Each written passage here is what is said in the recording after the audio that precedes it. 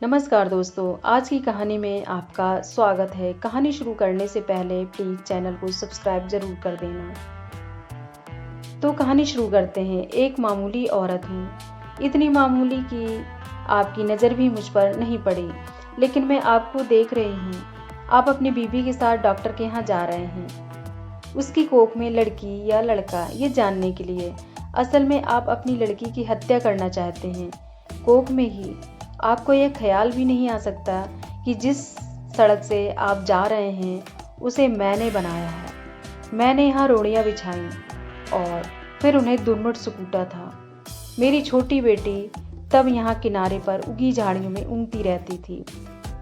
मेरी 3 बेटियाँ हैं। मेरा आदमी कहता था कि अगर बेटा नहीं हुआ तो मुझे छोड़ देगा। उसने कहने के लिए मुझे छोड़ भी दिया, पर अब भी पका पकाया खाना खाने के लिए जब तक आ जाता है, चिकनी चुपड़ी बातें भी करता है। मैं सब समझती हूँ, फिर सोचती हूँ चलो मेरी बेटियों का बाप है। कमाल है, जिन बेटियों से वह छुट्टी चाहता था उन्हीं बेटियों के नाम की थाली में उसे खाना परोस देती हूँ। वह समझता है बेटियाँ बोझ हैं। मेरी तीनों बेटियाँ सांवली हैं, उनकी काली आंखें हैं, बड़ी बड़ी पकी जामुनों जैसी, और हाथ बड़े फुर्तीले हैं, खूब काम करती हैं। मेरी ही तरह वे तरह तरह के धंधे पीटेंगी, पर फिर भी उनके होने से मुझे बड़ी तसल्ली है। मैं अकेले तो नहीं हूं ना। तुम समझते हो लड़कियां बेकार होती हैं। औरतों के कामों को आप जानते ही नहीं।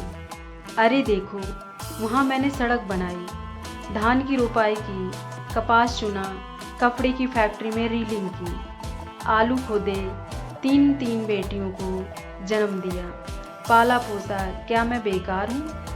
ये जो तुम चाय पीते हो इसकी पत्तियाँ भी लड़कियाँ ही चुनती हैं। और क्या क्या नहीं करती, इतने धंधे औरतें करती हैं कि गिनवाने मुश्किल हैं। और तुम्हारा ये सूटर कोई 1 पाउंड का होगा।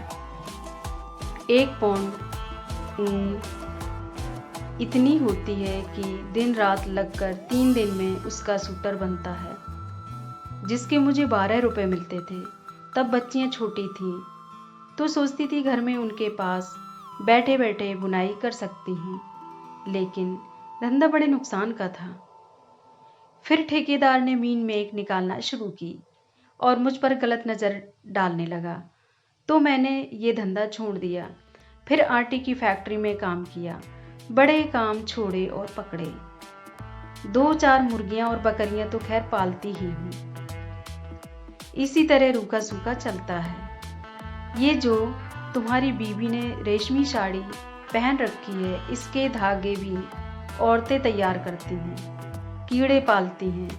मुश्किल काम है, जांघ में घाव हो जाते हैं, धान की रोपनी में भी पैरों में खारवे हो जाते हैं और कमर झुके झुके टूट जाती है। मुझ पर पैसे होते तो अपनी लड़कियों को पढ़ाती लिखाती, उन्हें मास्टरनी बनाती या डॉक्टरनी। तुम खुद पढ़े लिखे हो, पैसे वाले भी दिखते हो, तुम लड़की का गर्व क्यों गिरवाना चाहते हो? तुम समझते हो तुम्हारी लड़की कोई काम नहीं कर सकती?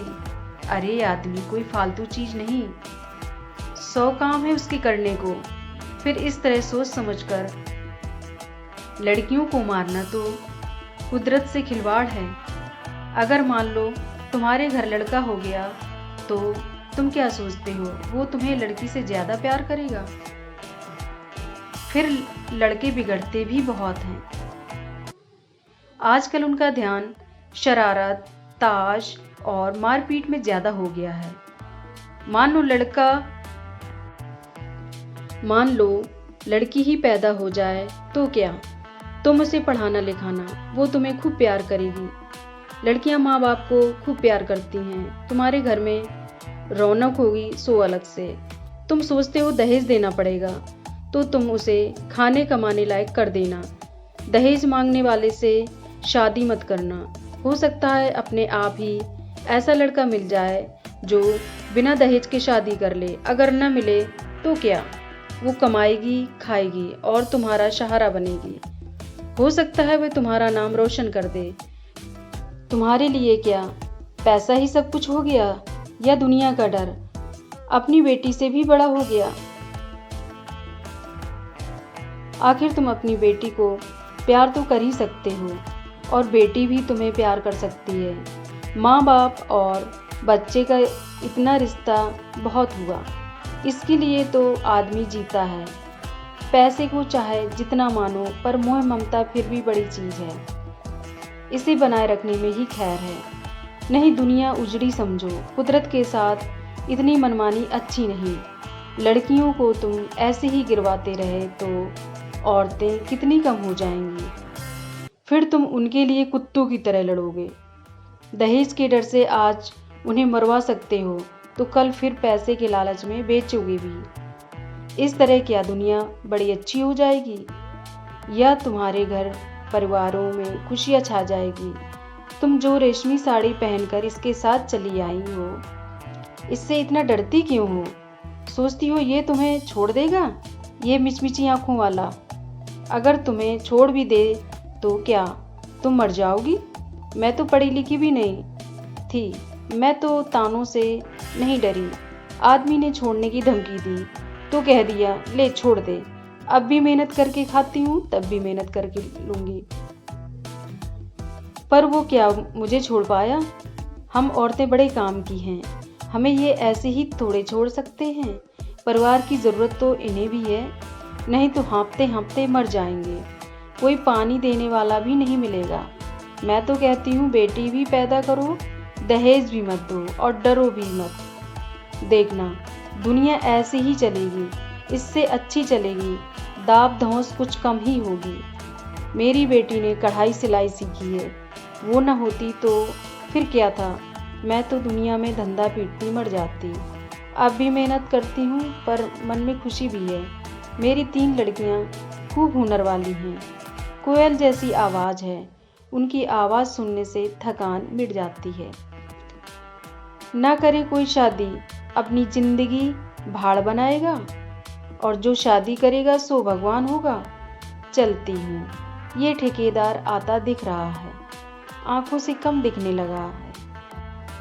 ये जो लिबर्टी सिनेमा है ना, इसे गिराना है। मालिक यहाँ पूरी बाजार भर में दुकान बनवाना चाहता है। यहीं मलबा ढोने का काम करूँगी।